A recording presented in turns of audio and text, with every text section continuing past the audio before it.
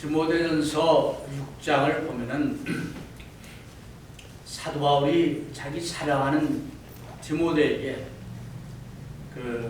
어떻게 교회를 이끌어갈 것인가, 여러 부류의 사람들이 있는데 그 부류의 사람들에게 맞는 그런 사역을 어떻게 할 것인가 하는 교훈을 주고 있습니다. 크게 보니까 세 부류에 대해서 이제 말씀을 하고 있는데, 첫 번째는 이제 종들. 종이라 하는 말은 옛날 사도 바울 시대에는 노예 제도가 있었습니다. 그래가지고 노예의 숫자가 귀족이나 이런 사람들의 숫자보다 훨씬 더 많았습니다. 그래서 교회에도 복음을 듣고 교회에 들어온 사람들 중에도 이렇게 많은 노예였던 사람들이 있었습니다. 그래서 교회에 와 있는 그 노예들, 종들에 대해서 어떻게 가르침을 줄 것인가, 그런 내용이 있습니다. 그런데 그 노예들도 크게 둘로 나눠서 주인이 예수를 안 믿는 주인을 섬기는 노예가 있었고, 주인이 예수를 믿는 그런 주인을 섬기는 노예도 있었습니다. 그래서 예수 안 믿는 주인을 둔 그 노예들은 어떻게 할 것인가, 어떻게 가르칠 것인가, 이런 걸 얘기하고 있어요. 우리가 성경을 보면은 하나님 안에서는, 주님 안에서는 모든 사람들이 평등하다라고 가르칩니다. 그러니까 노예들이 교회에 들어보니까 하나님 안에서는 우리가 다 평등하다. 근데 나는 지금 노예예요. 내가 섬기는 주인은 하나님을 안 믿어. 그래서 어떤 사람들은 하나님 안 믿는 내 주인에 대해서 반항을 하고, 요즘 말로 하면 데모를 하고, 그런 마음을 갖는 사람들도 상당히 있었습니다. 그래서 그런 사람들 어떻게 가르칠 것인가? 이제 성경에 보면은 하나님께서 복음을 통해서 말씀을 가르쳤는데, 이 복음이 말입니다, 서서히 사람들의 마음을 바꾸고 사회를 바꾸고 이렇게 해서 바뀌는 것이지, 혁명을 일으키고 공산당처럼 이렇게 죽이고 이런 것이 아니었어요. 그래서 노예 제도를 그 당시에는 성경에서 이건 악이다, 이건 안 된다 이렇게 가르치지 않았어요. 그러면서 그런 사람들을, 그런 주인들을 어떻게 살 거냐. 지난주 우리 말씀을 나눴지만 우리가 모든 일을 할 때에 죽게 하듯 하라 하는 말씀이 있고, 이제 우리 하는 말과 행동을 통해서 안 믿는 그 주인이 다른 생각을 할 수 있잖아요. 야, 그거 예수 믿는 거 정말 나쁘구나, 안 좋구나. 그렇게 하지 않게 행하라, 그런 얘기예요. 그래서 그 6장 처음에 그 1절에 보니까 무릇 멍에 아래 있는 종들은 자기 상전들을 범사에 마땅히 공경할 자로 알지니, 그렇게 말하는 거예요. 그래서 내가 크리스찬이 됐으니까, 내가 교회에 들어왔으니까 나는 내 믿지 않는 주인을 막 대항하고 그렇게 하라는 것이 아니다. 또 다른 쪽으로 보면은 내가 섬기는 주인이 예수 믿는 사람이야. 성경에 보니까 하나님 안에서 우리는 다 똑같아. 근데 실질적으로는 지금 내가 노예 생활을 하고 있어. 어떻게 할 거냐? 주인한테 당신도 나랑 똑같은 크리스찬인데 당신이 예수 진짜 잘 믿는 사람이라면 나를 다르게 대우해 줘야 할 거 아니냐, 나를 잘게 해줘야 되지 않겠냐, 뭐 등등 이렇게 할 수 있겠죠. 2절에 보니까 믿는 상전이 있는 자들은 그 상전을 형제라고, 뭐라 하냐면 형제라고 경히 여기지 말고, 형제이기 때문에 경하게 여기서 마음대로 행하고 그러지 말고 더 잘 섬기게 하라. 이는 유익을 받는 자들의 믿는 자요 사랑을 받는 자입니다. 그랬어요. 어쩌면 이것은 옛날이나 지금이나 마찬가지입니다. 그 내가 근무하는 또는 이렇게 일하는 그 주인이 크리스찬이다. 좀 잘 대해주고 그러면은 크리스찬이네. 그러면서 굉장히 섭한 마음을 가지고 또는 경이 여기고 마음대로 하지 말아요. 또 잘 하는. 그러면은 빌레몬처럼 또는 사도 바울처럼 그 주인들이 알아서 이렇게 잘 하는 것이지 크리스찬이라 해서 이렇게 하지 말라. 그래서 디모데 전서 6장 그 첫 번째 그룹은 그런 노예, 섬기는 자들 이런 사람들에 대한 교훈입니다. 두 번째는 어떤 사람들이냐? 거짓 교사들에 대한 얘기인데 그때 사도 바울 시대나 지금이나 교회 안에 거짓 교사들이 많이 들어왔습니다. 그래서 그 거짓 교사들이 교회에 들어가지고 막 여러 가지 분란을 일으키고 사람들을 혼란하게 만듭니다. 그래서 사도 바울은 그 거짓 교사들이 어떤 사람이 거짓 교사냐? 마르크 말하자면 그 거짓 교사의 증거를 이렇게 이해하고 있어요. 3절에 보니까 누구든지 다른 교훈을 하며 바른 말, 곧 우리 주 예수 그리스도의 말씀과 경건에 관한 교훈에 창념치 아니하면 거짓 교사의 첫 번째 표현은 뭐냐? 하나님 말씀 아닌 다른 것을 가르친다는 겁니다. 세상의 철학이나 세상 사람들의 그런 것을 가르친다는 겁니다. 이게 거짓 교사들의 표현입니다. 그래서 이네들은 그것을 안 가르치고 또 실천도 안 한다라고 사도 바울은 얘기합니다. 교회 내에서 바른 말을 가르치고 바른 말을 지키는 것은 굉장히 중요합니다. 디모데후서 1장 13절에 보니까 이런 말씀이 있습니다. 너는 그리스도 예수 안에 있는 믿음과 사랑으로서 내게 들은 바 바른 말을 본받아 지키고, 이 바른 말이라는 건 뭐냐? 성경에는 하나님의 말씀을 얘기하는 거예요. 어떤 사람들은 내 생각에는 요즘 다른 사람들의 믿는 그 풍조는 이렇고 저렇고 얘기합니다. 그건 바른 말이 아니라는 거예요, 사도바울은. 그게 그 거짓 교사의 첫 번째 표고, 두 번째 보니까 이 거짓 교사들은 겸손함 대신에 교만한 자세를 갖고 있는 사람들입니다. 4절에 보니까 저는 교만하여 아무것도 알지 못하고, 사실은 아무것도 알지 못하는데 다 아는 것처럼 얘기한다는 거예요. 그래서 그네들은 알지도 못하면서 변론과 언쟁을 좋아한다는 거예요. 어떤 경우 보면은 뭘 많이 아는 것 같아가지고 성경에서 뭐 요상한 것만 뽑아가지고 착 던집니다. 그걸 이론적으로 자꾸 포장을 해가지고 이 변론을 합니다. 그러면서 들으면은 오는 것 같고 그런 것 같고 사람들 혼란시키네. 이 거짓 교사들이 잘하는 거예요.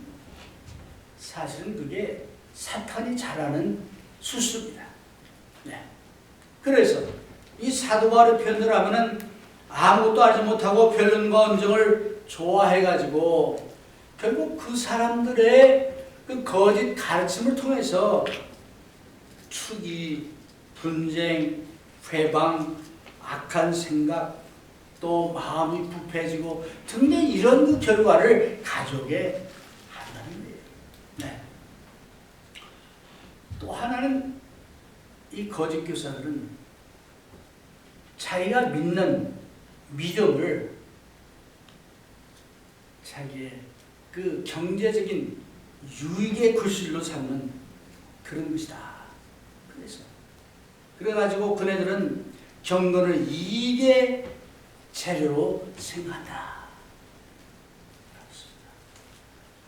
예수님 이 땅에 사시면서 많은 기적을 행했습니다. 많은 병자들을 고쳤습니다. 그러나 가난했습니다. 예수님이 원했더라면 아마 엄청난 부를 축적했고 엄청난 부를 축적해서 제자들에게 물려주고 아마 갔을 겁니다. 그런데 주는 가난했어요. 여우도 굴이 있고 공중의 새도 그 깃들 집이 있는데 나는 그렇게 가난하게 사셨습니다. 사도 바울도 데살로니가 교인들을 향해서 그런 말하기를 내가 이제 사람을 기쁘게 하려 하지 않고 하나님을 기쁘게 하였고 아첨하는 말이나 탐심의 탈을 쓰지 않았다. 절대 탐심을 갖지 않았다. 그래서 이 거짓 교사들에 대한 교훈을 하면서 이제 탐심에 대한 말씀을 하고 있는 겁니다. 그래서 오늘은 이제 우리가 성경에 보면은 탐심에 대한 교훈이 많이 나옵니다. 탐심, 욕심. 어쩌면 아마 사람이라면 너나 할 것 없이 탐심이 있습니다. 아, 나는 탐심 없어. 거짓말. 다 있어요. 그래서 성경은 계속해서 그 탐심의 그 위험성, 탐욕의 위험성에 대해서 여러 번 경고하고 가르칩니다. 구체적으로 구약 성경에 보니까 아브람과 롯이 있었는데 아브람과 롯이 이제 가나안 땅으로 갔는데 땅이 이제 땅 넓은데 자꾸 아브람의 종들하고 롯의 종들이 싸움을 하거든. 그러니까 아브람이 이게 이래서는 안 되겠다. 우리 좀 갈라서자. 그렇게 한 겁니다. 그러면서 자기 조카 롯에게 자, 내 마음대로 정해라. 내가 뭐 왼쪽을 택하면 나는 오른쪽 택하고 뭐 이렇게 했겠죠. 그러니까 롯이 가만히 보니까 저쪽 아주 땅이 비옥해 보이고 또 물도 많고 한 그 소돔과 고모라가 좋아 보인 거예요. 그래서 롯은 그곳을 택합니다. 결과는 어땠습니까? 결과적으로 이제 그 롯의 잘못된 그 선택으로 인해서 모든 것을 다 잃을 뿐 아니라 나중에 아내까지 이제 소금 기둥이 돼가지고 잃어버리는 그런 걸 합니다. 모세가 이스라엘 백성들을 이끌고 가나안 땅에 이제 들어갑니다. 그 들어가기 전에 경고를 계속해서 합니다. 너희들이 하나님 주신 가나안 땅에 들어가면 여러 가지 많은 축복을 주실 것이다. 너희가 농사짓지 않은 과일을 얻을 것이고 너희가 짓지 않은 집을 살 것이고 뭐 등등 축복을 쫙 얘기합니다. 해놓고 마지막에 가서는 그러나 이러한 그 많은 축복을 받고서 절대로 하나님을 잊어버리지 말고 하나님의 율법을 잊지 마라. 이런 내용의 교훈을 계속 줍니다. 결과는 어떻습니까? 이스라엘 사람들이 하나님이 축복 주신 그것을 가지고 하나님을 섬긴 것이 아니라 이방신을 섬기고 이제 세상 사람들처럼 살아갔기에 걔네들이 결국은 이제 멸망을 당한 것을 봅니다. 이제 예수님께서 씨 뿌리는 이유를 하시면서 여러 그 씨가 네 종류의 씨가 있는데 그 중에 가시떨기에 떨어진 씨 얘기합니다. 가시떨기에 떨어진 씨는 어떤 씨냐? 이 처음에는 잘하는 것 같아. 그런데 세상의 염려와 재리의 유혹에 말씀이 막혀 하나님 말씀이 막힌다는 거예요. 어떤 것 때문에? 세상의 염려, 탐욕 때문에 말씀이 막힌다는 거예요. 네. 그래서 결실치 못하고 조금 사는 것 같이 하다가 결국 시들어 죽게 된다 라는 말씀을 합니다. 이게 탐심에 대한 또 얘기입니다. 초대교회 때 우리가 잘 아는 아나니아와 삽비라가 있습니다. 열심히 믿었던 사람들이에요. 네. 내가 보기에는 보통 교회에서 열성 그룹 중에 하나가 아니었나 이렇게 생각합니다. 왜? 자기의 밭을 팔아가지고 바칠 정도의 열심히 있었어요. 근데 막상 팔고 보니까 욕심이 생깁니다. 그래서 떼고서 바쳤다가 오히려 처음부터 안 바쳤더라면 괜찮을 텐데 죽임을 당하는 그런 것을 봅니다. 뭐 그 외에도 많죠. 사도 바울의 제자 중에 참 한때는 사도 바울의 신임을 받고 사랑을 받았던 데마, 그러니까 세상을 사랑해서 바울을 떠나고 하나님을 떠난 그런 것을 봅니다. 그래서 여러분이나 나나 이 욕심 때문에, 탐심 때문에 하나님을 떠나기도 되고 또 우리의 믿음을 버리기도 되고, 그런데 이 탐심에서 자유케 될 수 있는 방법은 뭐겠냐? 오늘 주제가 그거예요. 그래서 어떻게 하면 이 욕심을 자제할 수 있고 또 자유케 될 수 있겠냐? 뭐 여러 가지 많이 있겠지만 한 4가지 정도만 추려서 말씀을 드리겠습니다. 첫 번째는 탐심을 버리는 가장 중요한 것은 경건한 삶입니다. 경건한 삶이라는 것은 뭐냐? 5절 말씀 보니까 마음이 부패해지고 진리를 잃어버려 경건을 이익의 재료로 생각하는 자들의 다툼이 일어나니라. 그러면서 6절에 보니까 그러나 지족하는 마음이 있으면 경건이 큰 이익이 됩니다. 여러분은 저나 나에게 유익이 되는 거라면 열심히 하잖아요. 근데 이익 중에서 가장 큰 이익이 뭐냐? 경건이라는 거예요. 그 경건은 뭐냐? 하나님을 잘 섬기는 것을 얘기하는 거예요. 하나님의 뜻대로 살아가는 것을 얘기하는 거예요. 그게 경건입니다. 그래서 경건이 큰 이익이 된다. 여러분 그거 믿습니까? 진짜 우리가 하나님을 잘 섬기고 하나님의 뜻대로 살아가면 이게 우리에게 가장 큰 이익이 된다는 거죠. 흔히 우리는 자손들에게 얼마나 유산을 많이 남겨야 할까 그런 생각들을 많이 합니다. 그래서 가능하면은 그 자손들에게 한 푼이라도 더 많이 유산을 물려주려고 애를 쓰는 그런 부모들이 많습니다. 어쩌면 크리스찬 중에도 그런 사람들이 많이 있을 겁니다. 그런 자손들에게 가장 큰 유익을 주는 유산은 뭐냐? 경건의 삶, 믿음입니다. 이게 가장 큰 유산인데 그럼에도 불구하고 그것 경히 여기고 그저 세상적인 것, 물질적인 어떤 재산 이런 거 남겨주려고 노력할 때가 많이 있습니다. 우리가 평소에 자식들을 키울 때, 저희들은 이미 자식들이 다 떠나갔지만 그 어렸을 때부터 아이들에게 그 부모가 경건하게 살아가는 모습을 보일 때 아이들은 보고 배웁니다. 힘들고 어려울 때 하나님 앞에 간절히 기도하며 이제 또한 간절하게 간구하는 모습을 찬절히 보면은 아이도 보고 배웁니다.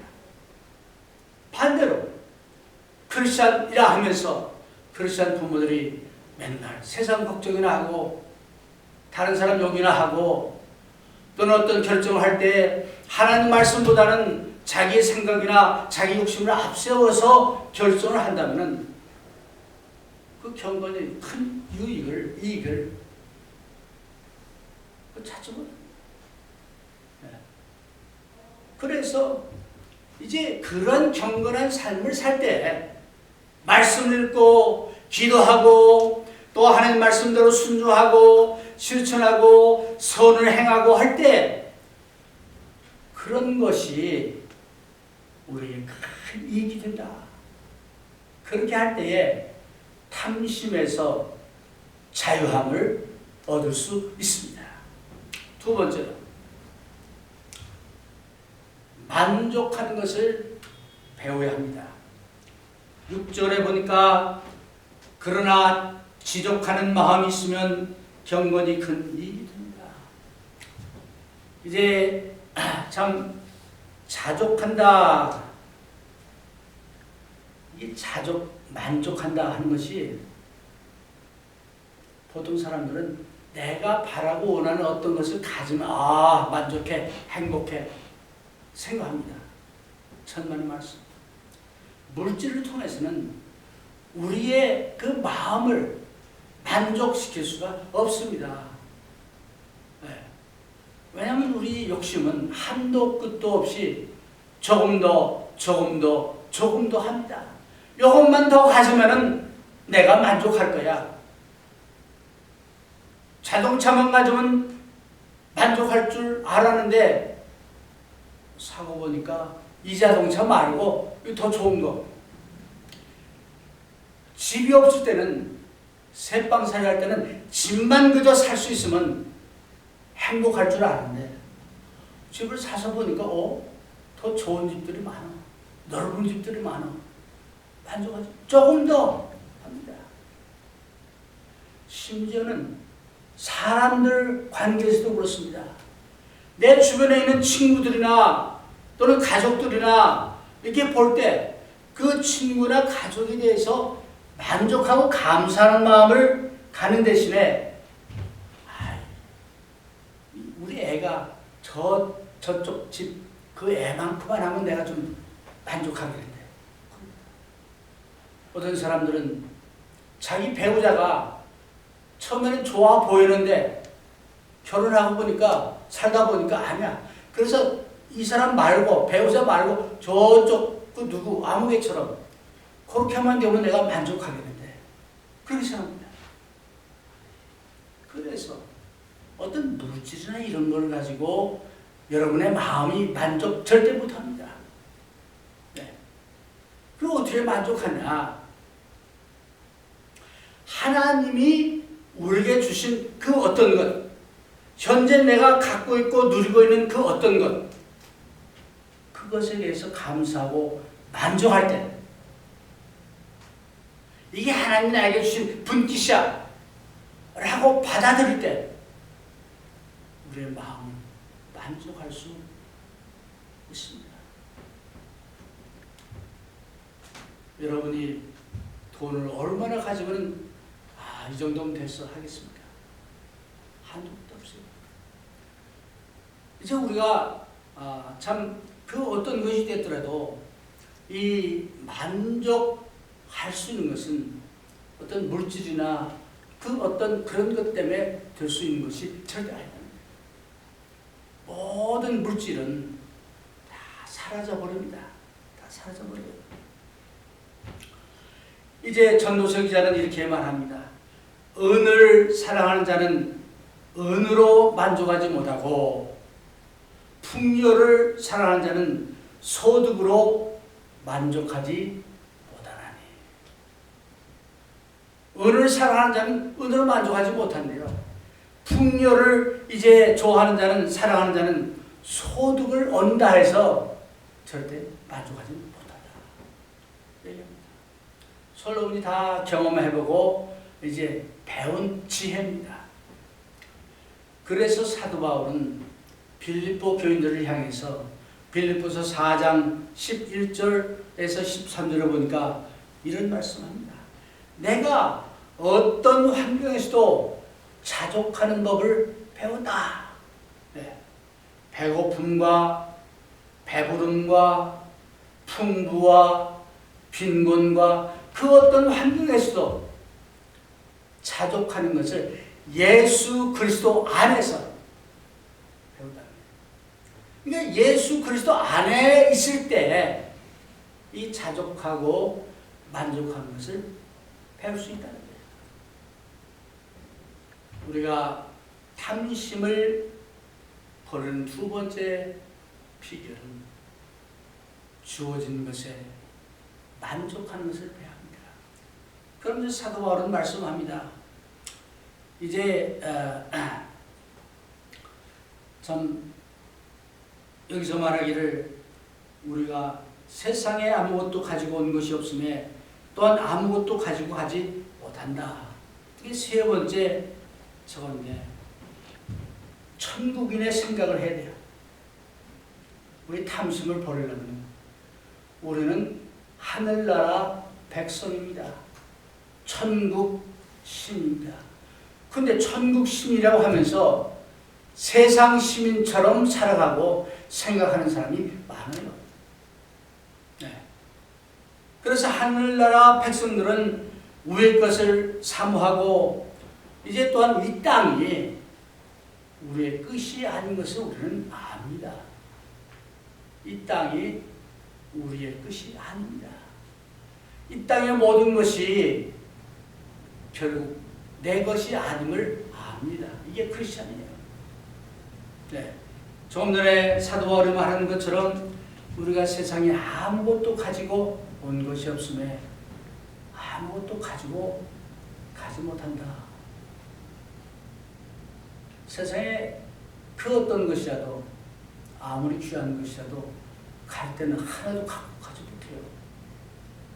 며칠 전에 그 어머니 집에 갔는데 어머니 집 그 엘리베이터 내리면은 엘리베이터 바로 옆에 살던 할머니가 있어요. 상당히 인텔이고 백인 할머니인데 만나면 항상 하이하고 뭐 굿모닝하고 그랬거든요. 근데 며칠 전에 가는 엘리베이터 딱 내리니까 그 집 문이 열려 있는데 사람들이 왔다 갔다 하는데 그 문에다 뭘 붙였냐면 Everything must be gone. 모든 걸 다 나가야 한다는 거예요. 버려야 한다는 거예요. 그리고 이제 원하는 사람들 와서 가져가라. 그 얘기예요. 몽땅떨이 뭐 그런 얘기입니다. 언뜻 이렇게 보니까 뭐 옷장도 있고 뭐 참 여러 가지 그 언뜻 눈에 들어오는 게 꽤 있더라고요. 그 할머니가 그것을 살 때는 다 귀한 것 아니겠어요.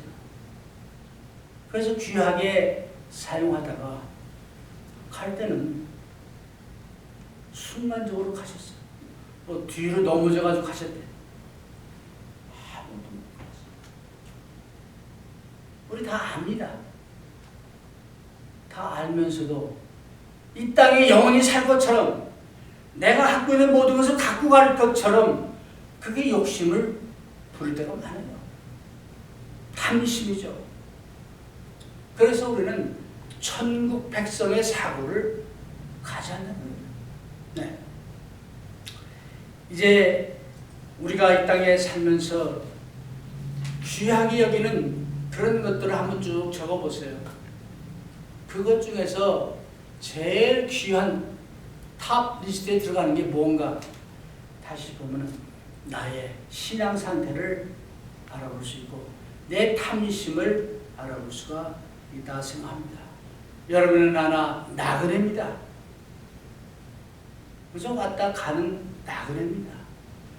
우리에게 필요한 것은 사도 바울의 표현대로 하면은 이제 먹을 것과 입을 것이 있으면 족한 줄 알라. 어디 그렇습니까? 미국 살면서 여러분 먹을 것 얼마나 풍족해요. 입을 것 아이고 옷도 정말 너무 많아가지고 버리고 또 버려도 그냥 그게 많잖아요. 왜? 자꾸 구하니까. 근데 바울 사도의 말은 먹을 것과 입을 것이 있으면 족한 줄로 그런 아는 자세, 그 자세는 어떤 자세냐?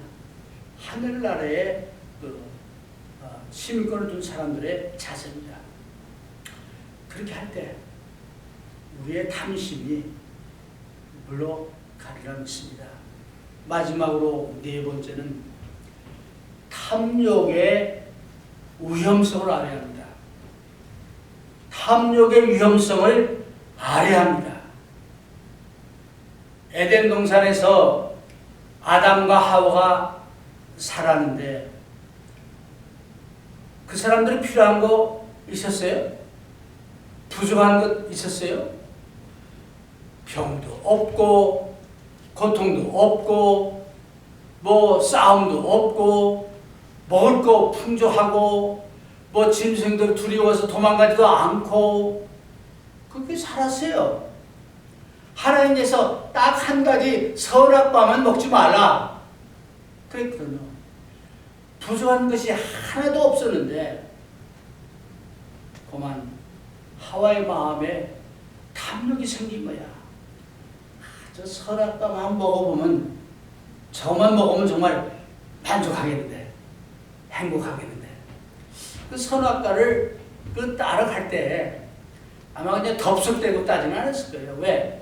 하나님의 명령을 생각했을 테니까 두려운 마음도 있었을 겁니다.